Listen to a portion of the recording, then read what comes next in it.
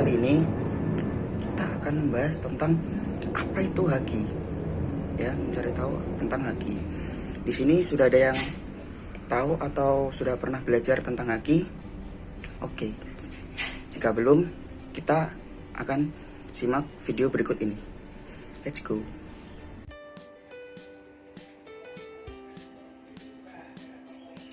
Hak atas kekayaan intelektual atau haki.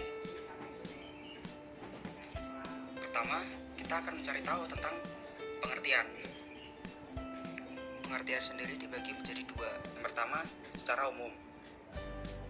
Secara umum, hak kekayaan intelektual atau HKI didefinisikan sebagai hak untuk memperoleh perlindungan secara hukum atas kekayaan intelektual sesuai dengan peraturan perundang-undangan di bidang HKI seperti UU Hak Cipta, hak paten, desain industri, rahasia dagang, tata letak sirkuit terpadu, dan merek.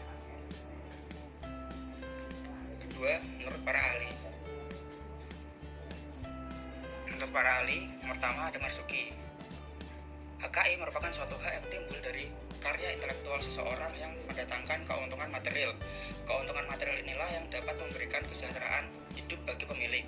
Kedua, ada Jumhana dan Jubaidillah. Menurut mereka, HKI merupakan hak yang berasal dari hasil kegiatan kreatif, kemampuan daya pikir manusia yang diekspresikan kepada khalayak umum dalam berbagai bentuk yang bermanfaat dalam menunjang kehidupan manusia karena memiliki nilai ekonomis.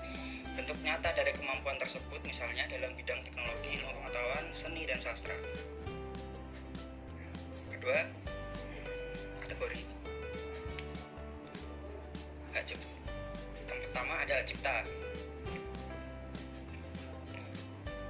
Hak cipta adalah hak eksklusif bagi pencipta atau penerima hak untuk memperbanyak atau mengumumkan ciptaannya atau memberi izin untuk itu dengan tidak mengurangi pembatasan-pembatasan menurut peraturan peruntukan yang berlaku. Kategori ini mencakup karya-karya literatur dan artistik seperti novel, puisi, karya panggung, film, musik, gambar, lukisan, fotografi, dan patung, serta desain arsitektur. Hak yang berhubungan dengan hak cipta termasuk artis-artis yang beraksi dalam sebuah pertunjukan, produser monogram dan rekamannya, dan penyiar-penyiar di program radio dan televisi. Kedua, ada hak paten. Hak paten adalah hak bagi seseorang yang telah mendapat penemuan baru atau cara kerja baru dan perbaikannya, yang kesemua itu tercakup dalam bidang teknologi yang diberikan oleh pemerintah, dan kepada pemegang haknya diperkenankan untuk menggunakannya sendiri atau atas izinnya mengalihkan penggunaan hak itu kepada orang lain. Hak paten diberikan untuk jangka waktu 20 tahun terhitung sejak tanggal penerimaan permintaan. Ketiga, ada desain industri. Desain industri adalah aspek ornamental atau estetis pada sebuah benda. Desain tersebut dapat mengandung aspek 3 dimensi seperti bentuk atau permukaan benda, atau aspek 2 dimensi seperti pola atau garis atau warna.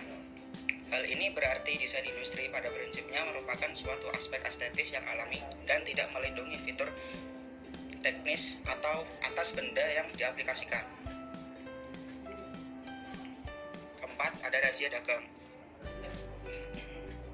Rahasia dagang dan jenis-jenis informasi rahasia lainnya yang memiliki nilai komersial harus dilindungi dari pelanggaran atau kegiatan lainnya yang membuka rahasia praktek komersial. Kelima, tata letak sirkuit terpadu. Sirkuit terpadu adalah suatu program dalam bentuk jadi atau setengah jadi, yang di dalamnya terdapat berbagai elemen dan sekurang-kurangnya satu dari elemen tersebut adalah elemen aktif, yang sebagian atau seluruhnya saling berkaitan serta dibentuk secara terpadu di dalam sebuah bahan semikonduktor yang dimaksudkan untuk menghasilkan fungsi elektronik. Perlindungan selama 10 tahun terhitung sejak tanggal penerimaan atau sejak tanggal desain tata letak sirkuit terpadu tersebut pertama kali dieksploitasi secara komersil dan dapat diperpanjang. Keenam, ada merek. Merek adalah suatu tanda tertentu yang dipakai untuk mengidentifikasi suatu barang atau jasa sebagaimana barang atau jasa tersebut diproduksi atau disediakan oleh orang atau perusahaan tertentu. Merek berlaku untuk jangka waktu 10 tahun sejak tanggal penerimaan, dan jangka waktu perlindungan itu dapat diperpanjang setiap kali untuk jangka waktu yang sama. Berikutnya ada sifat-sifat. Yang pertama, mempunyai jangka waktu yang terbatas. Maksudnya, apabila telah habis masa perlindungan ciptaan atau penemuan tersebut akan menjadi milik umum. Tapi ada pula yang setelah habis masa perlindungannya dapat diperpanjang lagi, misalnya hak merek. Yang kedua, eksklusif dan mutlak. Hak tersebut dapat dipertahankan terhadap siapapun. Pemilik hak dapat menuntut terhadap pelanggaran yang dilakukan oleh siapapun. Pemilik atau pemegang HKI mempunyai suatu hak monopoli, yaitu pemilik atau pemegang hak dapat mempergunakan haknya dengan melarang siapapun tanpa persetujuannya untuk membuat ciptaan atau temuan ataupun menggunakannya. Keempat, manfaat dan tujuan. Manfaat dan tujuan yang pertama ada sebagai perlindungan hukum kepada pencipta, juga terhadap hasil cipta karya serta nilai ekonomis yang terkandung di dalamnya. 2. Mencegah adanya kemungkinan pelanggaran hak milik orang lain. 3.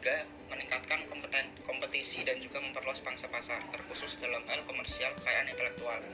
4. Sebagai bahan pertimbangan dalam menentukan strategi penelitian, industri, dan juga usaha di kawasan Indonesia.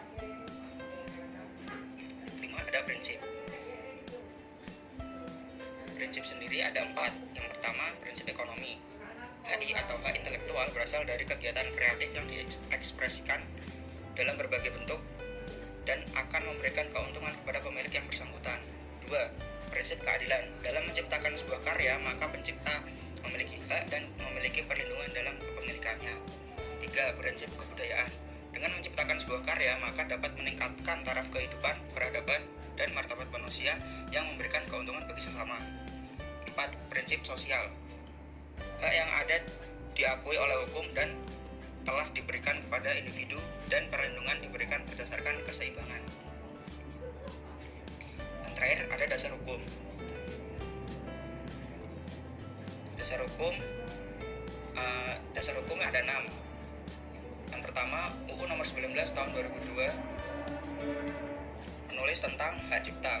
Kedua, UU nomor 14 tahun 2001 menulis tentang hak paten. Nomor 3, UU nomor 15 tahun 2001 menulis tentang hak merek. 4. UU nomor 30 tahun 2000 tentang rahasia dagang. 5. UU nomor 31 tahun 2000 tentang desain industri. 6. UU nomor 32 tahun 2000 tentang desain tata letak sirkuit terpadu. Oke, terima kasih. Sekian video yang dapat saya sampaikan. Semoga bermanfaat. Bye-bye.